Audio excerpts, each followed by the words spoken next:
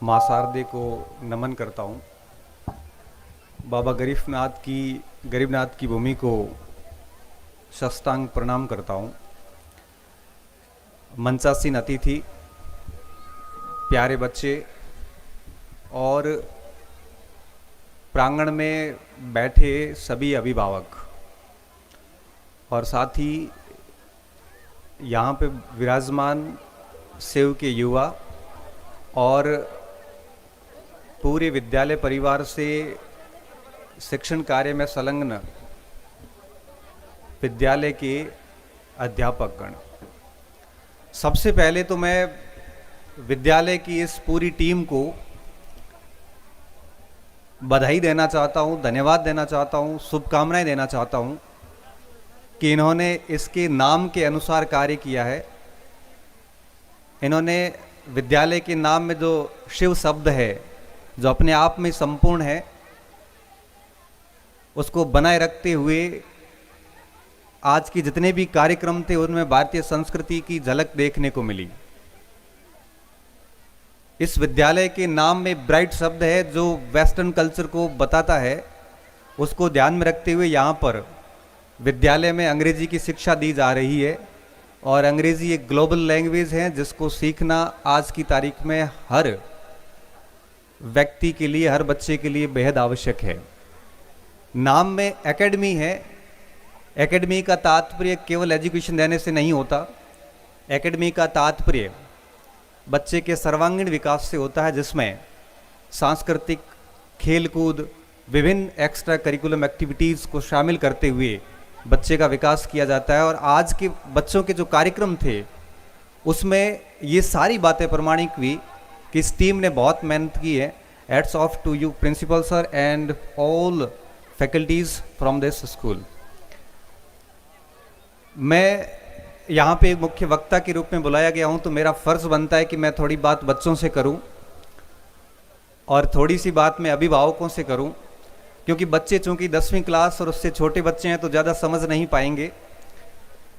लेकिन बच्चों को मैं कहना चाहूँगा कि अपना बचपन जिए, खूब मेहनत कीजिए, अच्छे प्रतिशत बनाइए और उस प्रतिशत को हमेशा मेंटेन रखते हुए भारत के प्रतिष्ठित संस्थानों में एडमिशन लीजिए। CUT के जरिए सेंट्रल यूनिवर्सिटी में जाइए, IIT में जाइए, IISc में जाइए, MBBS करिए, कैट करिए, अपने सपनों को साकार कीजिए। और प्रतिशत नहीं भी बनते हैं तो भी कोई बात नहीं, आप आगे जाके और बेहतर कर सकते हैं। ज़िंदगी में हमेशा मेहनत करना ही हमारा लक्ष्य होना चाहिए, मेहनत करना ही हमारा कर्तव्य होना चाहिए। तो बच्चों को मैं सिर्फ इतना ही कहूँगा कि खूब मेहनत कीजिए। बाकी परसेंटेज बनते हैं तो ठीक है, नहीं बनते हैं तो भी कोई बहुत बड़ी बात नहीं है, क्योंकि मैंने ये भी देखा है कि 99% बनाए हुए बच्चों को भी मैंने फेल होते हुए देखा है आगे जाके, और 45% वाले बच्चों को भी मैंने कलेक्टर बनते हुए देखा है। तो प्रतिशत जीवन में बहुत अधिक मायने नहीं रखता। आगे 5-7 साल बाद, 10 साल बाद आप जीवन के किसी अन्य मोड़ पर जाएंगे तो आपको याद भी नहीं रहेगा कि आपके 10th में कितने मार्क्स थे, किस सब्जेक्ट में कितने मार्क्स आए थे। सच मानो हमसे कोई अभी पूछ लें कि 10वीं में विज्ञान में कितने अंक थे या संस्कृत में कितने थे, तो हमें पता ही नहीं है कि हमारे अंक कितने थे। तो मार्कशीट केवल और केवल क्वालिफिकेशन से, इससे अधिक कुछ है नहीं। तो बच्चों को मैं यही कहूँगा कि बिना किसी दबाव के अच्छे से पढ़िए, मेहनत करिए और माता पिता और गुरुजन जैसा कहते हैं वैसा हमेशा करिए और अपने विद्यालय से हमेशा जुड़िए रहिए। मेरी मेन बात जो है वो मैं अभिभावकों से कहना चाहूँगा। मैं इस स्टाफ के दर्द को समझ सकता हूँ, क्योंकि एक तो इंग्लिश मीडियम स्कूल है और गांव में है। तो यहाँ 6-7 घंटे पढ़ने के बाद बच्चा जब सीधा घर जाता है तो उनको सीधा मारवाड़ी मीडियम मिलता है। तो ऐसी स्थिति में शिक्षक गण के लिए काफ़ी चैलेंज हो जाता है कि किस तरह से इनको तैयार किया जाए ताकि ये महानगरों के इंग्लिश मीडियम के बच्चों को टक्कर दे सके। तो मैं जितने भी बच्चों के जितने भी अभिभावक हैं उनसे मैं कहना चाहूँगा कि आपकी असली संपत्ति ये बच्चे हैं। इनकी आवश्यकताओं में कभी कमी न आने दें। अगर आप खर्च ही करना चाहते हैं तो इन बच्चों पे खर्च करें। मैंने देखा है, एक मैं आपको उदाहरण देना चाहूँगा। 2019 के अंदर एक बच्चा मेरे पास आता है, बोलता है सर मुझे बीएड करनी है और पैसे की बीएड नहीं, सीधा उन्होंने ये बोला कि मुझे तैयारी करनी है और मैं चाहता हूँ कि मैं कॉलेज लेक्चर प्रोफेसर वगैरह की डायरेक्ट तैयारी करूँ। तो मैंने कहा डायरेक्ट तैयारी मत कर, हम थोड़े मिडिल फैमिली के लोग हैं, तो बीएड वगैरह कर ले ताकि हमारे पास में एक अल्टरनेट रहेगा। तो उसने कहा सर बीएड तो करना चाहता हूँ लेकिन उसके लिए 60-70 हज़ार रुपये की आवश्यकता है, वो मेरे पास है नहीं। तो फिर हमने कहा कि चलो कोई दिक्कत नहीं, हम लोग कुछ मदद कर देंगे और आप बीएड कर लो। हमने ऐसे तैसे करके उसको बीएड करवाई। बीएड करवाने के बाद में फिर जब फर्स्ट किड की वैकेंसी आई तो किसी कोचिंग में एडमिशन लेना था, उसको 20-30 हज़ार रुपये की आवश्यकता थी कि भाई थोड़ी तैयारी हो जाएगी। तो मैंने कहा कुछ व्यवस्था हो जाती है तो कुछ व्यवस्था कर ले। बच्चा शादीशुदा था, घर वालों ने शादी जल्दी कर दी थी। तो उसने कहा कि मेरी मिसेज के कुछ गहने पड़े हैं जो मैं बेच सकता हूँ, इससे ज़्यादा मेरे पास कुछ है नहीं। मैंने कहा गहने वहने मत बेच, हम कुछ उपाय करते हैं।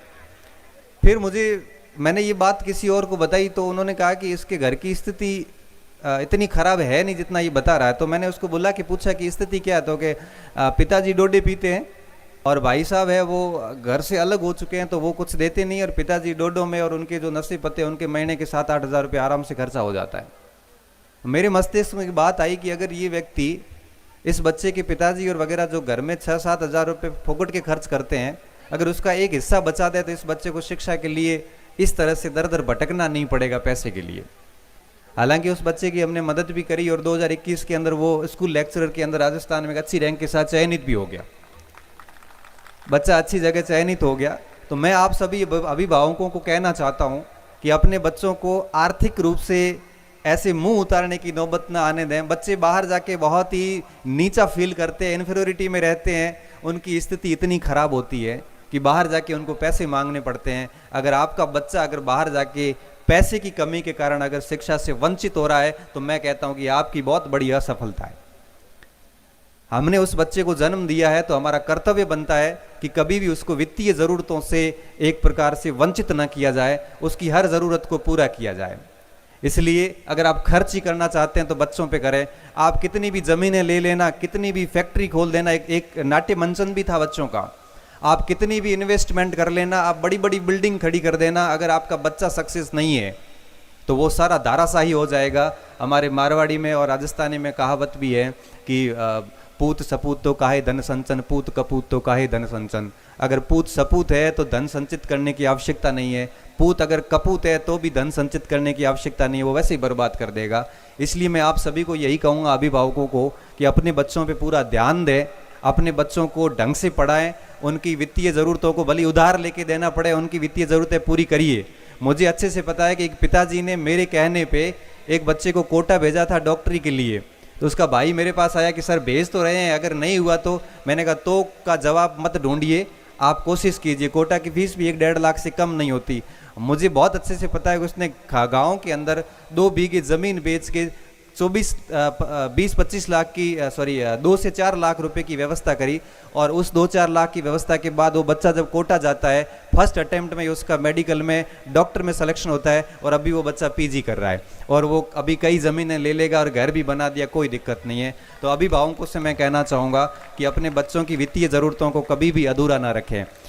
काफ़ी देर हो चुकी है, लेकिन एक बात मैं और आपसे कहना चाहता हूँ कि इन बच्चों को आप अपनी प्राइवेट प्रॉपर्टी ना समझे। बच्चों को मैंने देखा है कि माता पिता अपने बच्चों पे सपने थोपते हैं, आप ऐसा कभी ना करें। अपने बच्चों को उनकी स्वतंत्र जिंदगी जीने दें,